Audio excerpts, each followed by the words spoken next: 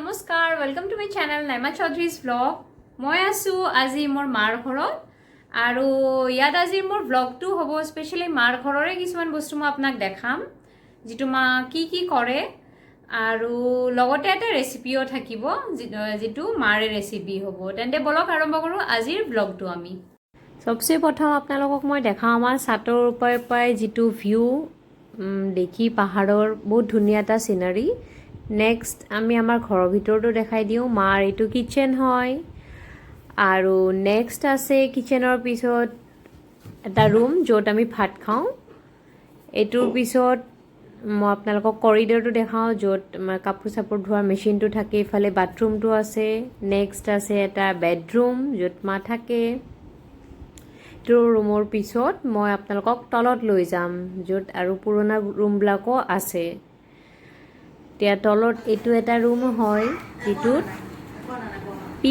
পিকু মানে মোৰ লৰাটো নানিয়েকৰ লগত খেলি আছে কালাৰ পেন্সিল লৈ কেনে কিবা কিবি তাৰ পিছত এটো ৰুমৰ পিছত আপোনালোকক মই দেখাম ইয়াৰ নেক্সট ৰুমটো যেটো আগত আমাৰ কিচেন আছিল কিন্তু এতিয়া এটো ষ্ট'ৰ ৰুম হৈ গৈছে এতিয়া ইয়াত কিবা কিবি আমি পুৰণা বস্তু থৈ দিছো এবাৰ আমি এতিয়া বহা ৰুমত যাম বহা ৰুমত এটো যে স্কুটি দেখিছে এটো বিয়াৰ আগত ময়ে চলাইছিলো কিন্তু এতিয়া ভন্টিও চলাই আব্বাও চলাই আব্বাৰ ভন্টি কিন্তু এতিয়া নাই ইয়াতে বাহিৰত আছে তাৰ পিছত এটো হল এটা ৰুম য'ত পিকু খেলে নেক্সট আমি মাৰ গাৰ্ডেনটো দেখাও সৰু সৰু এতিয়া কিছুমান ফুল আছে এনে তো কিছুদিন আগতে বৰষুণ দি কেনে বানপানীত বহুতখিনি মৰিয়ে গ'ল ক্ষতিগ্ৰস্ত হ'ল তথাপিও যিখিনি আছে সেইখিনি আপোনালোকক দেখাও বোৰ লগাই কিনে মা টাইম পাস কৰে মাৰ ভাল লাগে একচুয়ালি মা গাৰ্ডেনিং কৰি বিৰাট ভাল পায় ইয়াত কিছু পদিনা আছে আৰু ইয়াত কিছুমান ফ্লাৱাৰ্স আছে ইয়াতে তুলসীৰ গছ আছে আৰু এটা বৰ ধুনীয়া আপোনালোকৰ তেজপাত দেখাও এইটো তেজপাতৰ গছ যেটো আমাৰ ঘৰতে আছে নেক্সট ইয়াতে আছে এইটো কচুৰ খেতি কৰিছে বহুত টেষ্টি হয় এইটো কচুটো ইয়াতে চাং এটা আছে চাংটো ভাঙো হৈ গৈছে ইয়াতে পুৰৈ শাকৰ লগোৱা আছে হালধি লগাইছে আৰু ইয়াত কিবা কিবি লগোৱা আছে লগতে ইফালে ভেন্দিৰ কেইটামান গছ আছে য'ত ভেন্দি লাগিও আছে এই ভেন্দিখিনি আমি ছিঙি ল'ম ঘৰৰ ফ্ৰেছ বস্তু খাই ভাল লাগে ইয়াত আছে ব্ৰাহ্মী শাক ইয়াতে কিছুমান ভেন্দিও লাগি আছে তাৰপিছত আমি আহো মধুৰিআম গছলে মধুৰিআম বহুতখিনি লাগি আছে এতিয়া আমি মধুৰিআমখিনি ছিঙিম যিহেতু আজি ৰেচিপিটো আমি মধুৰিআমৰে ৰেচিপি বনাম মধুৰিআমৰে সিজন চলি আছে তাপাই ছিঙি লওঁ তাৰপিছত আপোনালোকক মই এটা বস্তু দেখাম যেটো মা সদায় সবজিটো চেলে তাৰে বাকলিবোৰ এটা জাগাত থৈ দিয়ে এটা বাল্টিঙত মাটি ফাৰ্স্ট দিছে তাৰপিছত বাকলিখিনি দিছে তাৰপিছত আকৌ মাটি দিয়ে আকৌ বাকলি দিয়ে সদায় মানে সবজিৰ বাকলিখিনি এনেকে দি এটা বাল্টিঙত থৈছে এমাহ মান পিছত এটো এটা খাৰ হ'ব এমাহ বা দুমাহ সেই খাৰখিনি গছৰ গুৰিত দিলে এটো বহুত জোৰ হয় আৰু এটো কলৰ বাকলি থৈছে যেটো ৰ'দত শুকাই কেনে এটো আকৌ গুৰি কৰিব এটো আকৌ এটা খাৰ হ'ব আকৌ চাপাত যিখিনি আমি চাহ খাওঁ সেই চাপাতখিনি আকৌ ধুই মেলি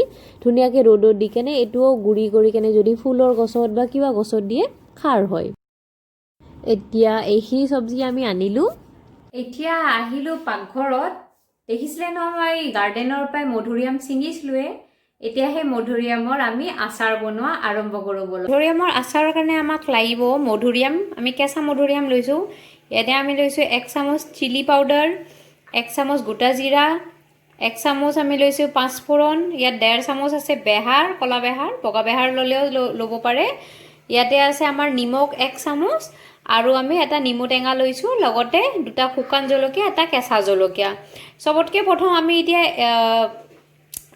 মধুৰিআমটো কাটি লম কাটি কেনে মাজৰ যেটো গুটি আছে হেতু উলিয়াই পেলাম মই মধুৰিআম আৰু নিমু টেঙাখিনি ধুনীয়াকে ধুই লৈছো ধুই কেনে মুছি থৈ এয়া আমি মধুৰিআমখিনি পিসেস কৰি লৈছো সৰু সৰু আৰু গুটিখিনি উলাই দিছো লগতে আমি নিমু টেঙাখিনিও সৰুকে কাটি দিছি আৰু ইফালে আমি গেছত কেৰাহী বহাই দিছো আমাৰ কেৰাহীটো গৰম হৈ গৈছে ইয়াতে আমি 1.5 চামুচ লৈছিলো বেহাৰ এইখিনি দি দিম তাৰ পিছত লৈছিলো পাঁচফোৰণ আধা চামুচ মান আৰু জিৰা গোটা জিৰা 1 চামুচ এতিয়া এইখিনি আমি ধুনীয়াকে লাৰি দিম ফ্লেমটো বঢ়াই লৈছো এইখিনি বস্তু আকৌ অকণমান ঠাণ্ডা কৰি লৈ আমি 2 মিনিটলৈকে ভাজিম বাৰু, বেছি নাভাজোঁ। তাৰপিছত ঠাণ্ডা কৰি লৈহে আমি গ্ৰাইণ্ডাৰত এইটো গ্ৰাইণ্ড কৰি দিম। কৈছে মই ফ্লেমটো অফ কৰি দিলোঁ। এতিয়া অকণমান ঠাণ্ডা হ'লে আমি এইটো গ্ৰাইণ্ড কৰি দিম। আমি ইয়াক গ্ৰাইণ্ড কৰি লৈছোঁ, যি বেহাৰ, পাঁচফোৰণ আৰু জিৰাখিনি, গোটা জিৰাখিনি। এতিয়া আমি এই মছলাখিনি ইয়াত দি দিলোঁ। তাৰপিছত আমি চিলি পাউডাৰটো ইয়াতে দি দিম। নেক্সট আমি নিমখ দিম আৰু আমি যিটো নেমু টেঙা ৰাখিছিলোঁ এই টেঙাখিনি ইয়াত দি দিম। তাৰপিছত এইখিনি আমি ভালকৈ মিক্স কৰি ল'ম। এয়া আমি মিক্স কৰি লৈছোঁ। নেক্সট আমি কেৰাহীত দিম। কেৰাহীত মই অকণমান তেল গৰম কৰিব দিছোঁ। আমাৰ তেলটো গৰম হৈ গৈছে। মই শুকান জলকীয়া যি লৈছিলোঁ সেই শুকান জলকীয়াখিনি মই তেলত দি দিম। জলকীয়াখিনি তেলত দি দিলোঁ। নেক্সট এই যে মিক্স কৰি থোৱা বস্তুখিনি আমি এতিয়া তেলত দি কেনে 2 মিনিট এইটো ইয়াতে লাৰি দিম।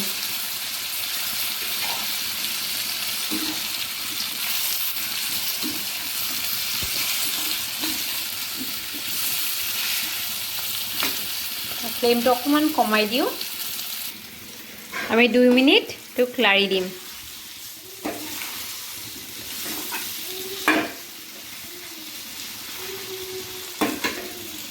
আমাৰ 2 মিনিট হ'ল, আমি এইখিনি লাৰিলোঁ।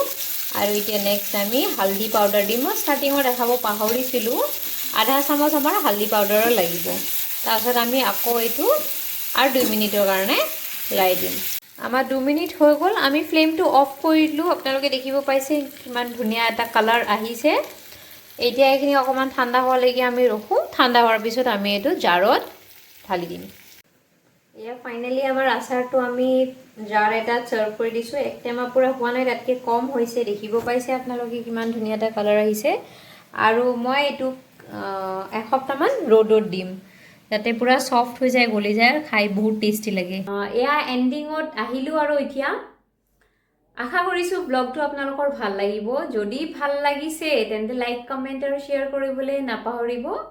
আৰু যদি মোৰ চেনেলটো ছাবস্ক্ৰাইব কৰা নাই তেন্তে ছাবস্ক্ৰাইব কৰি দিব। Bye bye.